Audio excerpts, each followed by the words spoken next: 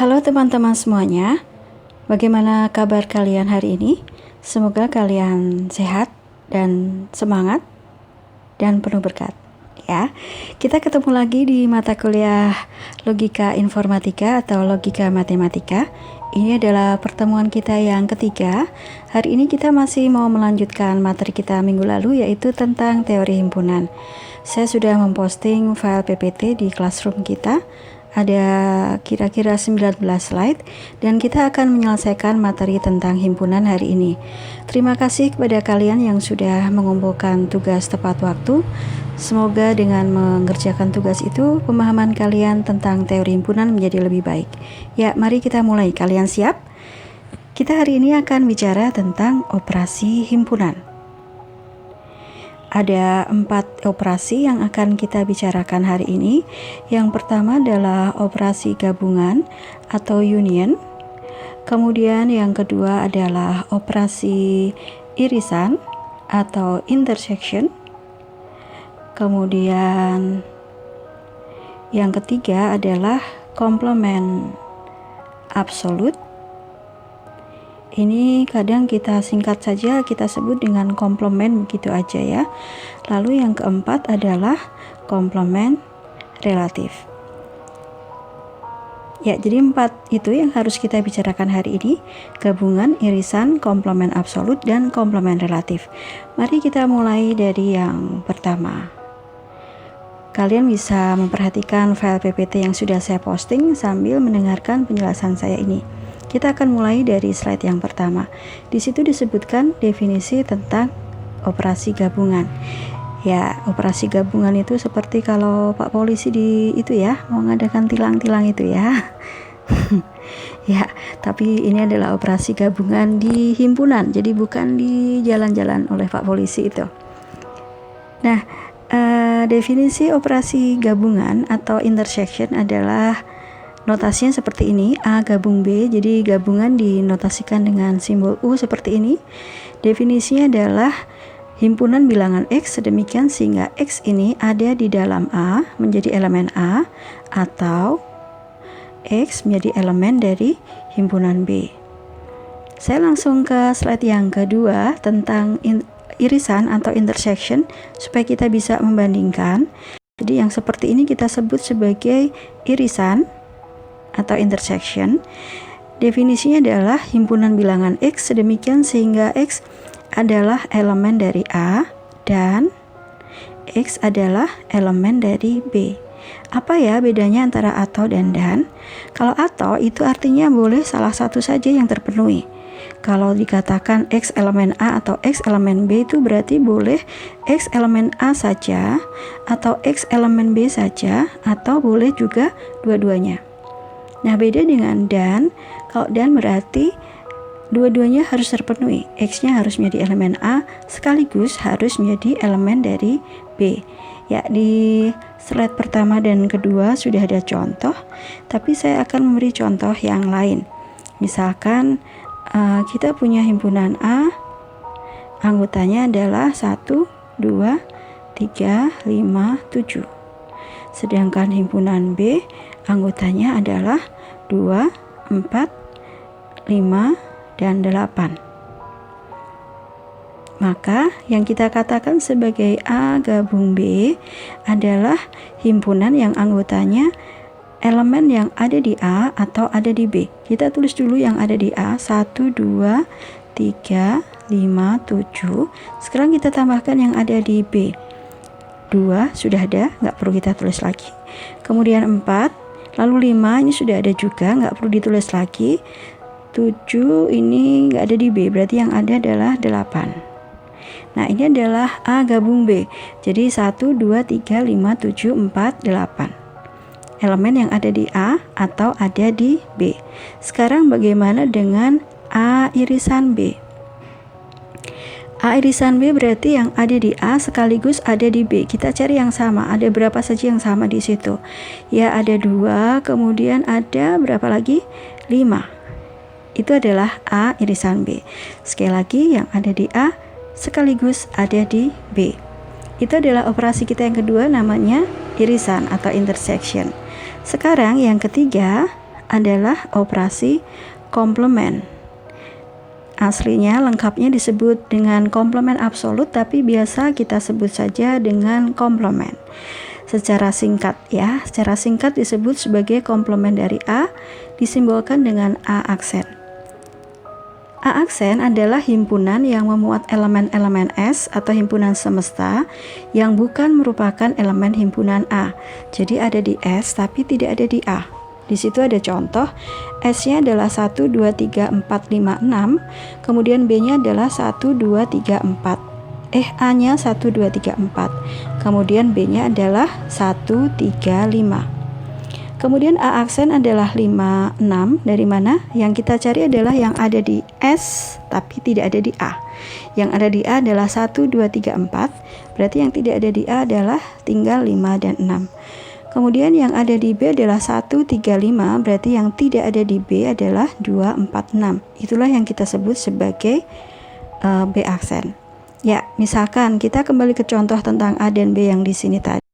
Misalnya kita punya S, semesta kita adalah bilangan bulat dari 1 sampai 10. Bilangan bulat positif ya. 1, 2, 3, 4, 5, 6, 7, 8 dan seterusnya sampai 10. Kalau kita punya himpunan A seperti ini dan B seperti ini, maka kalau kita akan cari sekarang himpunan A aksen, ini adalah yang ada di S tetapi tidak ada di A. A itu anggotanya 1, 2, 3, 5, 7, berarti yang tidak ada di A adalah 4. Kemudian berapa? 6, lalu 8, kemudian 9, kemudian 10. Ya, itu adalah A aksen. Bagaimana dengan B aksen? B aksen berarti yang ada di S tetapi tidak ada di B. 1 tidak ada di B, kemudian 3, lalu 4, 5 ada di ini, ada di B. Berarti kemudian adalah 6, 7, 8 ada, 9 dan 10. Nah, inilah yang disebut sebagai A aksen dan B aksen. Ya, mari kita coba cari begitu A aksen gabung B aksen jadi apa? Yang ada di A aksen sekaligus ada di B aksen. Ya, di situ kalian bisa lihat ada 6, ini ada di bukan ya, ini A aksen atau berarti yang ada di A aksen atau ada di B aksen. Berarti kita tulis aja yang ada di minimal ada di salah satu. Berarti ada 1, ada 3, ada 4, kemudian 5 tidak ada di kedua-duanya, 4, 6 ada, 7 ada, 8, 9, 10. Begini ya. 1, 3, 4, 6, 7, 8, 9, 10. Ya, oke. Bagaimana dengan A aksen, irisan B aksen? Jadi harus ada di kedua-duanya. Harus ada di A aksen, harus ada di B aksen. Nah, ini tadi yang mau saya kasih warna hijau ya, yang ada sama. Ini 6 ada di kedua-duanya. Terus mana lagi? 9 ada di kedua-duanya dan 10. Berarti elemen dari A aksen irisan B aksen adalah 6, kemudian 9, lalu 10. Ya, semoga kalian bisa paham. Nah, yang keempat itu kalian bisa lihat di slide berikutnya, yaitu slide keempat ya. Slide keempat kita adalah tentang komplement relatif.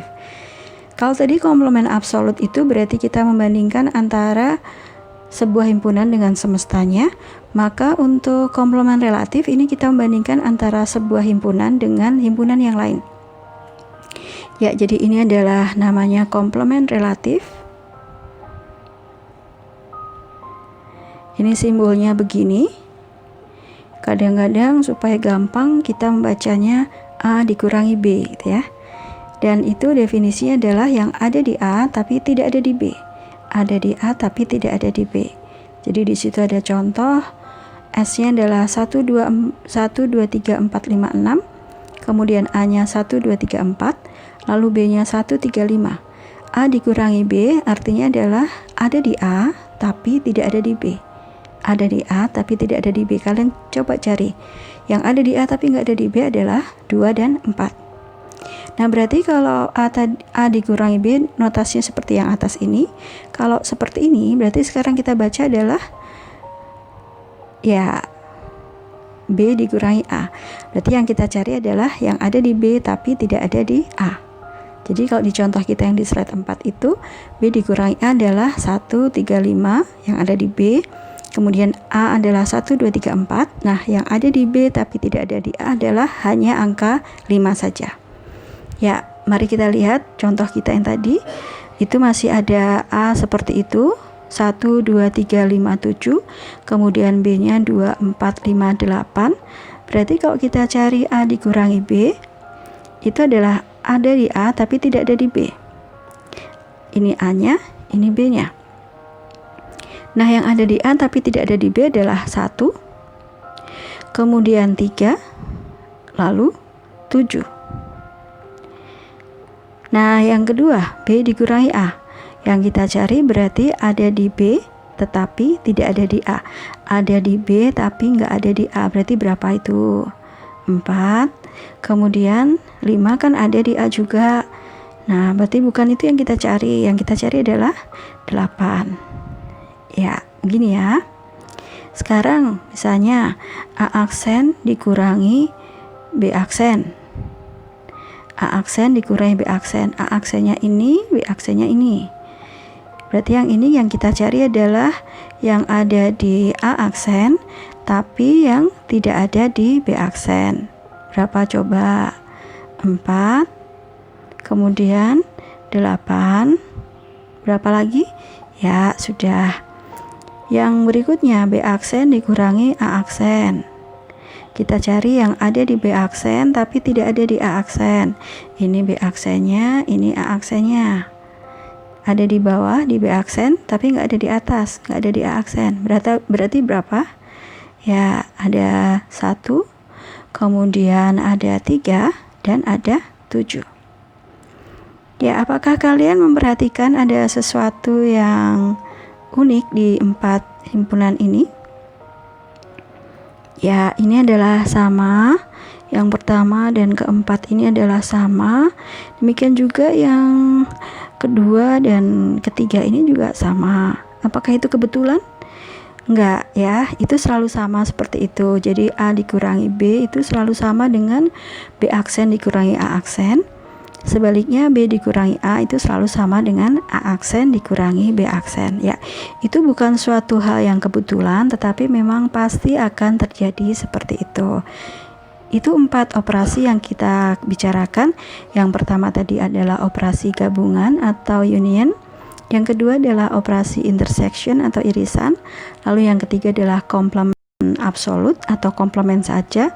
Dan yang keempat adalah komplement relatif. Nah, kita akan lihat beberapa latihan di video berikut ini.